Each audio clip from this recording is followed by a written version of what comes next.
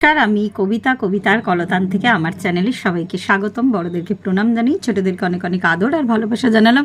আমি চলে এসেছি হ্যাশট্যাগ আমরা সকলের আজকের ভিডিও নিয়ে। আজকের টপিক রঞ্জনাদি দিয়েছেন আর 4টে বিষয় দিয়েছেন। বলার আগে হাসি পাচ্ছে আর কি, যদি হাসির বিষয় নয়, যাই হোক অন্য কারণে আমার হাসিটা পাচ্ছে। আমি একটু পাগল মনে হয়। যাই হোক, বিষয় 4টে আগে বলে নিই। 4টে বিষয়। প্রথমটা হচ্ছে কর্তা অপমান করলো সবার সামনে, তাহলে কি করবে। নেক্সট হচ্ছে যে কোনো কিছু খুব কিনতে ইচ্ছা করছে, কিন্তু কিনতে গিয়ে দেখলাম যে সেটা কেনার মতো এনাফ টাকা আমার কাছে নেই, তো আমি কি করব। আর 3 নম্বর, প্রয়োজনীয় কাজ করছি কিছু, তো সেই সময় কেউ একটা ডাক দিল, তখন কি করব। নাম্বার 4, কাজের যিনি হেল্পিং হ্যান্ড আর কি, তো সেই মাসে পরপর 3 দিন আসেনি। হ্যাঁ, তো এই সকল পরিস্থিতিতে আমি কি করব। শেষেরটা দিয়ে স্টার্ট করি। হ্যাঁ, কাজের মাসে যখন পরপর 3 দিন আসে না, যদি বলে আসে তো ওয়েল অ্যান্ড গুড, তাহলে তো আমরা বুঝতেই পারি কাজটা আগে এগিয়ে নিই। এখন যদিও এই অসুবিধাটার সম্মুখীন আমি আর হই না, কেননা আমার এখন কোনো হেল্পিং হ্যান্ড নেই, আমি নিজেই সবটা করি। আর একটা সময় ছিল যখন অফিসের তাড়া থাকতো, তখন যদি না আসতো, মানে আমি আর হাজব্যান্ড দুজনেই বেরাতাম, প্লাস ছেলেকে যিনি দেখাশোনা করতেন তিনি যদি না আসতো, তিনি খুব একটা না বলে আসতো না, কিন্তু হতো কচিত কদাচিৎ আর কি হতো, এমন নয় যে হতো না। ঠিক বেরানোর জন্য রেডি হচ্ছি তখন ফোন, সেটা তো আমার বেশি অসুবিধা হতো। কেন, একজন না এলেও না আমি কি করতাম, আরেকজনকে দিয়ে, মানে এই আমার বাবুকে যে দেখতো তাকে দিয়ে আমি একটু এক্সট্রা টাকা দিয়ে বলতাম ওর কাজগুলো করে দিতে আর কি, বাসন মাজা বা আদার্স ঘর মোছা যে কাজগুলো থাকে, সেটাতে খুব একটা অসুবিধা আমার হতো না। কিন্তু মাঝে মাঝে দেরি করে আসতো। আমি যদিও, আমার ঈশ্বরের কৃপা আছে হয়তো, আমি আমার এই জীবনে, আমার এই 2016 থেকে আমার হেল্পিং হ্যান্ড নেই। তার আগে বহুদিন আমার কেউ না কেউ হেল্পিং হ্যান্ড ছিল, এবং তারা প্রত্যেকে ভীষণ ভালো, প্রত্যেকে ভীষণ ভালো। আর তাদের আমি খুব একটা অসহযোগিতা পাইনি, কিন্তু এরকমও হতো তারাও মানুষ, তাদেরও শরীরটা খারাপ হয়। তো তখন সত্যি বলতে কি না, প্রথমেই যে জিনিসটা আসে সেটা হচ্ছে প্রচণ্ড একটা বিরক্তি আসে, কিন্তু সঙ্গে সঙ্গে নিজেকে কন্ট্রোল করা উচিত। আমি আগেও করতাম এটা, আমি এমন নয় যে ক্যামেরা খুলে জ্ঞান দিচ্ছি, কেন ওদেরকে নিয়েই আমার বাকিটা মাস চলতে হবে। একটু মাথা ঠান্ডা করে ক্যালকুলেশন করে দেখতাম যে কোন কাজটা ইমিডিয়েট করে আমায় বেরোতে হবে। অফিসে জানিয়ে দিতাম ফোন করে যে আমার একটু দেরি হবে বা কিছু, আর যে কাজটা করার প্রয়োজনীয়তা থাকতো না পরে এসে করলেও চলবে, তো সেই কাজটা আমি পরে এসে করতাম। তো এইভাবে হ্যান্ডেল করতাম আমি। আমি জানি না, এবার প্রত্যেকের ক্ষেত্রে এক এক রকমের সিচুয়েশান। অনেকে একদমই পারে না, ঘরের কাজ করতে পারে না, ইন দ্য সেন্স তাদের অভ্যাস নেই বা করেনি। আমারও ছিল না, বিয়ের আগে কিচ্ছু করিনি, বাসন কিভাবে মানে ধরে মাজতে হয় সেটাও জানতাম না। কিন্তু আস্তে আস্তে আমার মনে হয় মেয়ে কেন, সব ছেলেরাও পরিস্থিতির শিকার হলে শিখে যায়, সেটা কোনো বড় ব্যাপার না। আর আস্তে আস্তে আর কি একটু ইয়ে করে মনটাকে মানিয়ে কাজ করা উচিত। হ্যাঁ, এবার যদি দেখি পুরোটাই ভালো ভালো বলে গেলাম তা তো নয়, যদি দেখি প্রতিনিয়ত তিনি দেরি করছে বা এরম প্রায়শই অ্যাবসেন্ট করছে, তাহলে তাকে ডেকে একটু ভালো মতন আলোচনা করা উচিত যে তার কি অসুবিধা হচ্ছে। তো সেটা জেনে নিয়ে নিজেকে ডিসিশান নিতে হবে, তাকে আর কন্টিনিউ রাখবো কি রাখবো না, কেননা আলটিমেট পুরো সংসারটা আমার দায়িত্বে, আমাকেই আমার সংসারটা কিন্তু চালাতে হবে। সংসারটা কিন্তু তাদের নয়, সংসারটা আমার।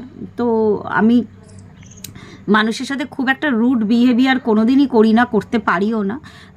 তো এরকম হয়েছে আর কি, তো তাদেরকে ডেকে জিজ্ঞাসা করা হতো যে কি প্রবলেম, তারপরে সেটা সলিউশন বার করতাম আমি। এবার আসি 3 নম্বরে, প্রয়োজনীয় কোনো কাজ করছি সেই সময় ফোন, সেই সময় ফোন এলো, যদি ডাক এলো আলাদা কথা, তো কারোর যদি ফোন আসে তো আমি ফোনটা না তখন ধরি না, বেজে যেতে দিই, আমি চট করে কাটিও না। আমার একটা যেন কিরম লাগে, কেউ যদি আমাকে রিং করে না, তো হয়তো আমি ব্যস্ত আছি, এবার ব্যাংকে আছি বা কারোর কোনো মিটিংয়ে আছি, তখন আমি ফোনটা কেটে দিতে বাধ্য। কিন্তু সেরকম না হলে আমি কিন্তু ফোনটা রিং হয়ে যেতে দিই, তারপরে আমি কাজটা সেরে তার সাথে কথা বলি, অবশ্যই তাকে রিং ব্যাক করি। বা তারপরেও যদি সময় নাও থাকে আমার, একটু সময় বার করে তাকে হয়তো বলি আমি যে পরবর্তী এই সময় আমি তাকে ফোন করে নেব। তো এটা তো একটা সাধারণ মানবিকতা বোধ, কিন্তু এটা দেখে অনেকেরই থাকে না, ফট করে মুখের ওপর ফোনটা কেটে দেয়, হয়তো তারাও ব্যস্ত থাকে মিটিংয়ে বা কিছুতে, কিন্তু তারপরে কিন্তু একবারও ফোন করে বলে না যে পরে আমাকে সে ফোন করবে। তো এটা গেল। হ্যাঁ, তো প্রয়োজনীয় কাজের ব্যাপার, আমার মনে হয় আমরা মানুষ কাজ করতেই জন্মেছি, তো এই কাজটা অবশ্যই আগে আমাকে করতে হবে। এবার যদি আমার ডাক আসে, এবার নিশ্চয়ই যে ডাকছে, যে এটা প্রায়শই গৃহবধূদের হয়, হয়তো আমি খুব তাড়াহুড়োতে রান্না করছি, এটা সবারই হয়, একটু মিলিয়ে দেখবেন হাজব্যান্ড মোজা পাচ্ছে না, গেঞ্জি পাচ্ছে না, আন্ডার গার্মেন্টস পাচ্ছে না, বেশিরভাগটা আমি হাতের সামনে গুছিয়ে রেখে যাই, মানে আমার ক্ষেত্রে তো হয়ই। অনেক সময় যে একটুখানি যদি আড়ালে চলে যায় তাও আর কি ডাকে, আবার অনেক সময় এমনও হয় হয়তো গোছাতে পারি না, আমি একটা ব্যাগে রেখে দিই, তো ওকে বলি দেখে নিতে, তো তাও ডাকটা আসে। তখন ওই রান্নাটা সেরে এসে আমি বার করে দিই ওকে, এমন নয় যে আমি বিরক্ত হই, মাঝে মাঝে আমি নিজেই ভয় পেয়ে যাই, এই কারণেই ভয় পাই, আমি হয়তো মনে করেই ব্যাগটাতে রেখেছি, বিশেষত শনি রবিবারটা গ্যাপ পড়ে গেলে বা ছুটির দিনে গ্যাপ পড়ে গেলে এটা বেশি করে হয়। আমার আর কি আমার নিজের মধ্যে কনফিডেন্স আছে যে আমি ওই ব্যাগটাতেই রেখেছি ওর জিনিসটা গুছিয়ে, কিন্তু ও যখনই বলে না পাচ্ছি না করে একটা জোরে চিৎকার করে, আমার তখন নিজেরই ভয় করে, মানে সিচুয়েশনটা মিলিয়ে দেখবেন অনেকের সাথে এরকম হয় যে আমি বোধহয় ভুল বলছি, পরে দেখা গেল যে না ওই ব্যাগটা থেকে পাওয়া গেছে। অনেক সময় ভুলও হয় না যে তা না, আমি ওকে হাতের সামনে তখন ওটা খুঁজে দিই। এইটা একদম গৃহবধূদের মতন বললাম, কেননা আমি যেহেতু পুরোপুরি গৃহবধূ আর কি। 3 নম্বর হচ্ছে কোনো কিছু কেনার ইচ্ছা হলো, সেটা যদি সেই মুহূর্তে আমি না কিনতে পারি। এবার এর মধ্যে একটা ব্যাপার আছে, আমার ইচ্ছা হতেই পারে, যে কোনো জিনিস পছন্দ হতেই পারে, যেমন আমার একটু কেনা বাতিক আছে, খুব কিনতে ইচ্ছা করে, কিন্তু অনেক সময় দেখা যায় ফান্ড শর্ট আর কি, তো এটা হয় ফান্ড শর্ট পড়ে আর কি, এখন তো আরও একটু প্রবলেম হচ্ছে আর কি। তো যদি আমি দেখি যে এমন একটা জায়গায় গেছি, হয়তো এই জিনিসটা আমার লাগবে, কিন্তু সেই মুহূর্তে আমার কাছে ফান্ডটা শর্ট বা হাতে ক্যাশ নেই, তো তখন হয়তো কোনো পাশে বন্ধু থাকলে, মানে খুব প্রয়োজনীয় জিনিস হলে আমি তবেই বলছি, হ্যাঁ, মানে জিনিসটা হয়তো আমি যেখানে থাকি ওখানে পাওয়া যায় না, এরকম কিছু আর কি, তাহলে কোনো বন্ধু থাকলে ওর থেকে আমি নিয়ে আমি এরমভাবে রিজলভ করি আর কি, তাহলে আমি ওকে সঙ্গে সঙ্গে বাড়িতে এসে, আমার একটা সমস্যা হয়, আমার গুগল পে, ফোনপে আমার এই যুগেও এখনও পর্যন্ত নেই, আমার যে ব্যাংক অ্যাকাউন্টটা আছে ওটা ওমেন্স অ্যাকাউন্ট, ওটা অনেক দিন আগে করা, তো ওই অ্যাকাউন্টের 4টের বেশি 5টার বেশি ট্রানজাকশান হয় না, তো সুতরাং আমার এই সুবিধাটা নেই, এখন সবে একটা অ্যাকাউন্ট করেছি এই মাসেই, তো আশা করি ওই অ্যাকাউন্টটা চালু করব আমি। তো এটা আমার ক্ষেত্রে বিশেষত সমস্যা হয়, তো তখন ওকে বাড়িতে এসে ওই ক্যাশটা আমাকে ওই জন্য রাখতেই হয়, ওই জন্য বাড়ি এসে আমি ওকে আমার হাজব্যান্ডের অ্যাকাউন্ট থেকে, হাজব্যান্ডকে বললে হাজব্যান্ড ওকে মানে ট্রান্সফার করে দেয় আমার বন্ধুদেরকে। তো এটাতে এমন নয় যে খুব একটা শোক দুঃখ কিছু হয়, কেন আমার বন্ধুরা যথেষ্ট হেল্পফুল, এমন নয় যে আমি কোনো অচেনা মানুষের থেকে বলছি। হ্যাঁ, আরেকবার রিমাইন্ডার দিচ্ছি, জিনিসটা কেনা সত্যিই প্রয়োজনীয় হলে তবেই, হ্যাঁ, যেহেতু ওপেন ক্যামেরায় কথা বলছি, একটু বুঝে শুনেই মানুষকে কথা বলতে হয়, বার্তাটাকেও ভুল হিসাবে নেবেন না, এমন নয় যে আমি ধার করছি, ধার তো অবশ্যই, সেই মুহূর্তে হয়তো আমার কাছে ক্যাশ নেই, হয়তো অ্যাকাউন্টে টাকা আছে, কিন্তু আমি ওকে দিতে পারছি না, ওই সময় ট্রান্সফার করতে পারছি না, তো তখন বাড়িতে এসে ওকে দিয়ে দিই। ভাইস ভার্সা বন্ধুরাও আমার সাথে এরকম করে আর কি, ওদের সাথে সব চলে। আচ্ছা, 3 নম্বর, নম্বর হয়ে গেল। আর 1 নম্বর বিষয়টা হচ্ছে কর্তা যদি অপমান করে সবার সামনে তাহলে কি হয়, খুব মজার একটা বিষয়। অপমান জিনিসটা এমন না, আমার মনে হয় তোমাকে কেউ যদি 5 জনের সামনে অপমান করছে, আলটিমেট সেই কিন্তু অপমানিত হচ্ছে, সে তোমার যতই আদরের মানুষ হোক না কেন। আমার কাছে খারাপ লাগে যে আমি কি করব সেই সিচুয়েশনে, সেটা বলছি। আমি আমার স্বামীর কাছে ছোট হতে রাজি আছি। সে মানে এখানে যতই আমরা নারী পুরুষ সমান বলি না কেন, এখনও আমরা ইন্ডিয়ান মেন্টালিটি নিয়ে চলি। তো সেক্ষেত্রে যেটা হয়, মানে একদম বাস্তব ঘটনা আর কি, আমি না মানে আমাকে অপমান করলে ও যখন মানে 5টা লোক যখন ওর দিকেই তাকায়, আমার তখন খুব ওর জন্য খারাপ লাগে আর কি। যে যতটা না আমার জন্য খারাপ লাগে ততটা ওর জন্য খারাপ লাগে। এটা হচ্ছে মানে আমি জানি না, এটা আমার মানে এই ধরনের একটা মেন্টালিটি আছে, বা ও এমন কিছু আমাকে যখন আর কি আমি সিচুয়েশনটা এইভাবে হ্যান্ডেল করি, যখন কিছু বললো বেফাস কথা আর কি, এটা এই ধৈর্যটা না আমার জীবনে প্রথম থেকেই আছে। আমি ভীষণ ওটাকে না লাইট করার চেষ্টা করি, সঙ্গে সঙ্গে হাউমাউ করে আমি কখনো রিয়াক্ট করি না। আর খুব অল্প বয়সেই বিয়ে হয়েছে, কখনো আমি না এইভাবে রিয়াক্ট কারোর উপরেই করতে পারি না, সে হাজব্যান্ড কেন, যে কেউ যদি আমাকে 2-4টে দুম করে বাজে কথা বলে দেয় না, আমি চুপচাপ, যদি অন্য কেউ হয় তো আমি সেই জায়গাটা থেকে চুপচাপ হয়ে যাই। সবসময় এমন নয় যে রাগ দেখি উঠে চলে এলাম বা কিছু, তা নয়, চুপচাপ হয়ে গিয়ে একটুখানি ওটাকে হজম করে তারপরে ওই জায়গাটা থেকে উঠি।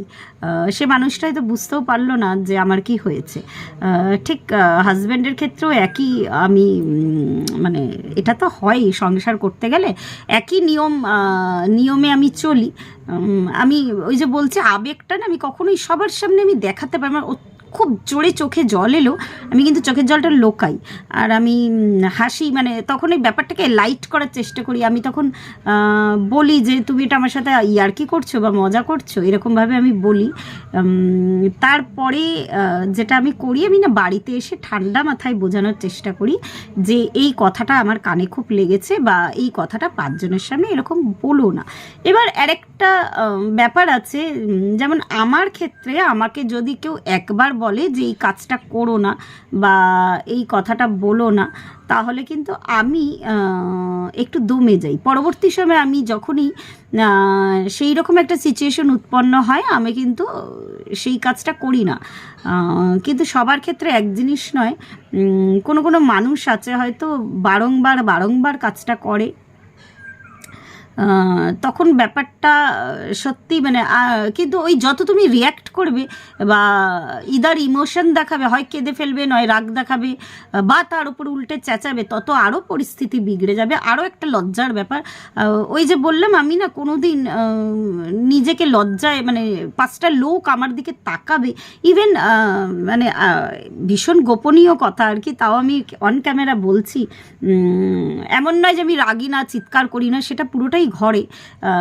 এমনও হয় যে যখন হাজব্যান্ড খুব জোরে জোরে কথা বলে আর কি, রেগে গিয়ে, অবভিয়াসলি এটা সবার বাড়িতেই হয়, বা চিৎকার করে কথা বলে, আমার তখন ভীষণ লজ্জা করে, কেন আশেপাশে ফ্ল্যাটের অন্য লোকেরা শুনতে পারে।